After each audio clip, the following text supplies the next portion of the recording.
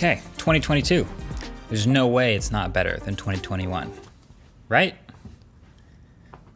Right? Hi, what's up? MKBHD here. We made it to 2022.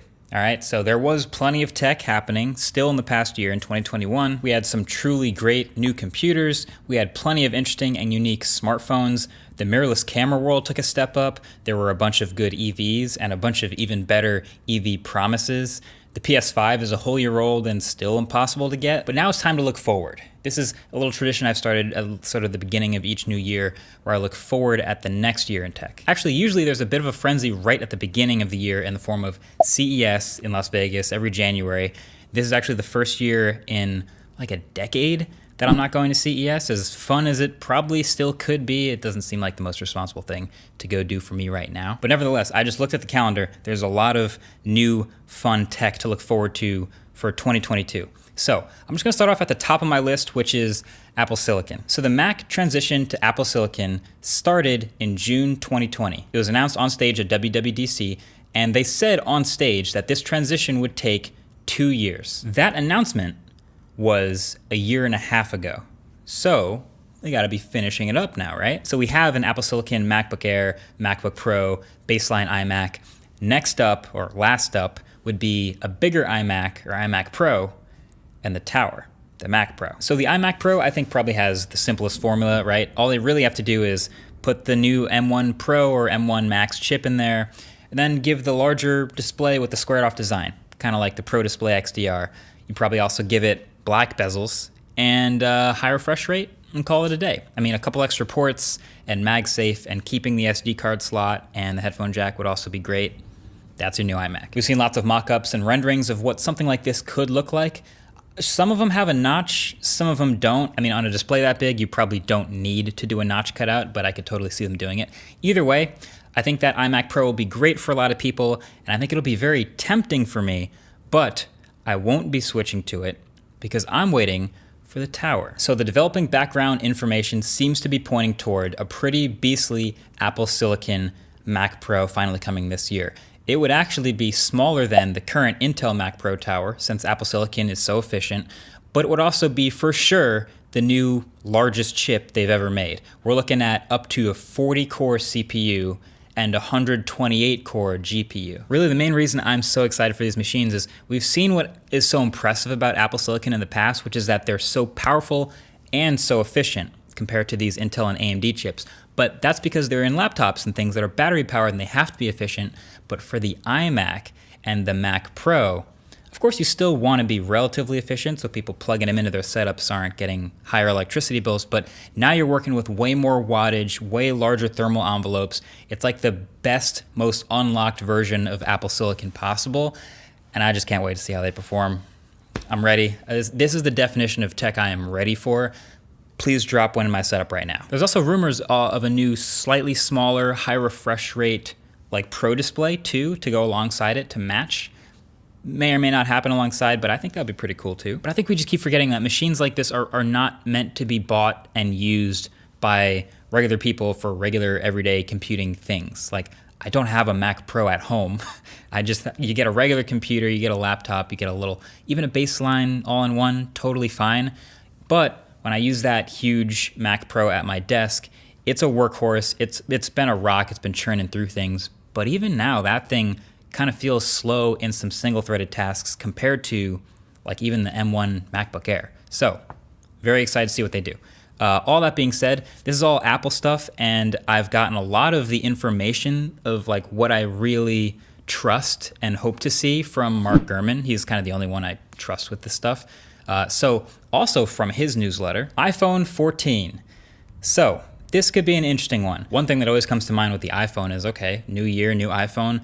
What are they gonna phase out this time? What are they gonna try to get rid of? Does the Lightning port have another year of life left here? Maybe? I heard they might be also trying to get rid of the physical SIM card in the SIM card tray. That wouldn't shock me at all. But there are a couple other things I'm specifically looking forward to in the next iPhone because number one, they would make it a better phone.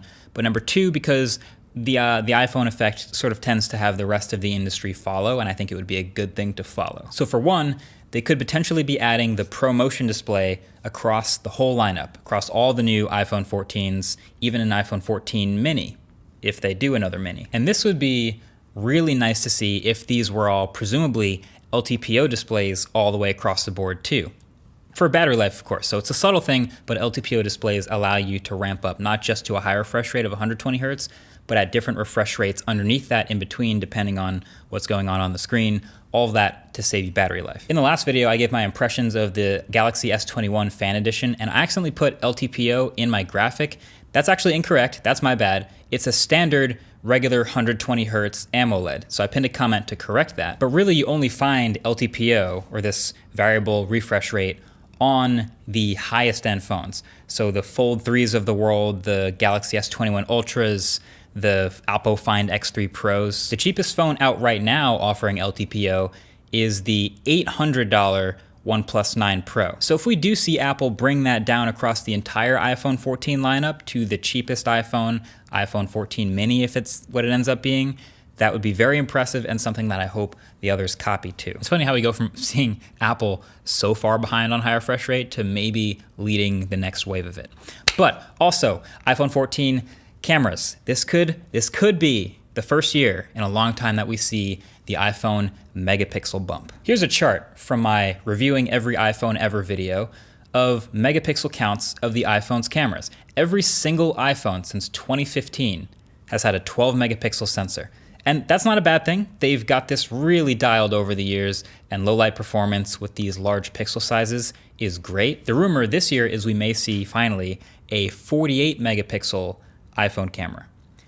I love this, of course, but the more I've thought about it, the more I feel like this may potentially be handled in a kind of weird Apple way. See, Apple's been sticking to the 12 megapixel sensors for so long, and they've got lots of good reasons. It's high enough resolution to look really great anywhere you might send it, in a text message, social media, whatever.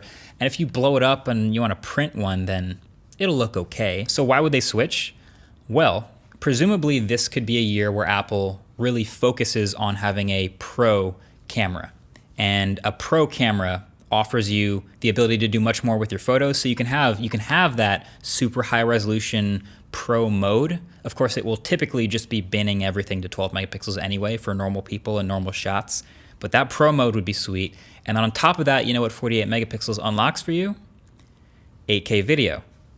So if they're getting really serious about pro video, they can, of course, join the club of smartphones being able to shoot in 8K. But now imagine how much storage space 8K ProRes video on the iPhone would take up. I mean, we already have an absurd amount. If you've ever shot 4K ProRes on the iPhone, it's a lot. And you can't even shoot 4K ProRes on the baseline 128 gig Pro iPhones. So I'd imagine they would have some other restriction to shoot 8K ProRes. Maybe you'd have to have the 1 terabyte iPhone, I don't know. But the most fascinating iPhone 14 rumor that's gaining steam is probably that they'll be moving to a hole punch camera on the front and moving the rest of the Face ID system underneath the display. Now to me, that actually seems to work perfectly. It's really clever. It almost makes you wonder why they didn't do it earlier. Because we know the cameras that exist underneath displays today, you know, they've been okay, but they're really not the best quality or resolution as far as actual images you can get out of them. Now, the Face ID sensor is really just working with projecting a bunch of infrared dots. So they don't have to have this super high clarity or resolution to work just as well. So in theory, yeah, you can already just move those right underneath the display glass with today's tech. They'll keep working fine. And for the pristine actual selfie image quality, you give that little hole punch cutout and still have a normal selfie camera. So that'll be cool. But let's get out of Apple camp. Galaxy S22 is right around the corner, following up on their winning the Smartphone of the Year award with the Galaxy S21 Ultra. And I see that this design change that's pretty heavily rumored is probably happening. I don't hate it. I don't love it, but I don't hate it. Maybe I'll like it more when I hold it. I think phones tend to always look better in person than they do in the renders. But pretty much everything that was already really good about S21 Ultra is rumored to be upgraded in this phone again. It's the classic Samsung way: better chipset, better specs, better display, better cameras. 8K 60 FPS video is slated, so they can already do 8K 24, but 30 would be cool. And 60 would take a lot of space, but it would be cool too. So that's the typical Samsung throw all the hardware at it way. And then there's also the possibility of including an S Pen. This one, not so sure about. Maybe it is included with support, or maybe there's an S22 Note edition or something like that. So we haven't seen a Galaxy Note in at least a year, but maybe this is their way of bringing it back. The S Pen lives on as long as that happens, so that'd be pretty cool. I just really hope they don't curve the display over the edges again. I've seen a bunch of different mock-ups and little 3D renders and leaked posts, and the one thing a lot of them have in common is a really curved display. Now, I like that it's a boxier design, kind of like the Note always was, and I like the flat top and bottom, but Samsung really got it right by reducing the curve in the S21 Ultra display, and it would be a weird move to go back on that to a huge curve again. We do now have official OnePlus 10 Pro design and specs. So by the time you're seeing this, we've got the official numbers and photos from OnePlus. This is sort of following up on going for redemption for the lackluster year of the OnePlus 9 series. I don't hate this design. It clearly was inspired a lot by what Samsung just did with their cameras, but it's sort of their own take on it. But it's definitely different. I'm okay with it. I'm sure you'll all have your own thoughts on this in the comment section below, but I'm okay with this. But the spec sheet is absolutely nuts. It's all maxed out specs. I'll just toss it over here or something so you can see it. I think the most impressive part though is 80-watt wired charging, and they're calling it SuperVoo charging instead of what they used to call OnePlus fast charging, which is dash charging. So this is yet another step in the Oppoification of the one successful brand under that umbrella in North America, which is OnePlus. But that's enough phones. I got one more thing that I'm really excited and ready for in 2022, which is EVs, electric vehicles, and specifically this sort of trio of trucks. So that would be the Rivian, the F-150 Lightning, and the Cybertruck. Now, Rivian has started shipping their R1T pickup truck, which I literally loved. Honestly, on my list of EVs I've ever driven, it's got to be top 5. I mean, there's Plaid Model S, Taycan, e-tron. I'm putting Polestar in there, but then this has definitely got to be in there in no particular order. So they're officially delivering them. We should start seeing them more and more on the streets this year. Also alongside the R1S, which is essentially on the same platform, but it's the SUV version. It's even lower volume than the pickup truck, but that's also anticipated for 2022. And then I also got my first look at the F-150 Lightning last year, and just today I saw a headline that they're planning to double their production, so clearly they're seeing a lot of interest, and that's all assuming no delays. So they're saying something like spring 2022, that's assuming no delays. And then the Tesla Cybertruck is the most delayed so far out of all these three. Last we heard, Elon tweeted that it would be coming out late 2022, barring unforeseen delays. But then again, also last week, Tesla removed the 2022 estimate from their website, so hopefully not delayed, maybe? Also, technically, the electric Hummer that we just looked at this past year is also coming out, so that's 4. I think this would be really fun if we did a new 1,000-mile road trip comparing gas versus electric, but this time do it with trucks. I mean, we can get a regular F-150, but we can also do these electric trucks and do it while towing something, so we can learn something again from this road trip. I think it'll be pretty fun. The first one was a lot of fun and we learned a lot, so maybe leave a thumbs up if you want to see that in 2022. Actually, it might be kind of hard to do all that while towing stuff, because then you still need to like back into a charger, but then that's tough with a trailer. Maybe we'll just do this with a bunch of weight in the bed. I think bottom line is it'll be pretty next level. Next level, like our current channel sponsor, Cash App. Cash App is the easiest way to spend, send, and save your money. We already know it's great for sending your friends some money or having them pay you back for something, but also you can buy Bitcoin and save money and invest on Cash App. That's probably right in line with your New Year's resolutions too. So join Cash App. You can use code Marquez to get $15 dropped into your account right away, and $10 will go to Girls Who Code. So there's a bunch of other little small things I'm interested in. There's maybe a Quest 3 coming this year from Meta, since it's still weird saying that. I'm so used to saying Oculus Quest, but a Meta Quest 3, considering how important the metaverse is to them. Maybe if we get a Pixel 7, we also get a Pixel Watch alongside that. That's probably not happening. But generally, a lot of really cool stuff coming for 2022. Let me know in the comment section below what you're most interested in seeing this year. I definitely want to cover as much of it as I can, but I want to get a sense of what you guys want to see too. So that's been it. Thanks for watching. Welcome to the new year. I'll catch you guys in the next one. Peace.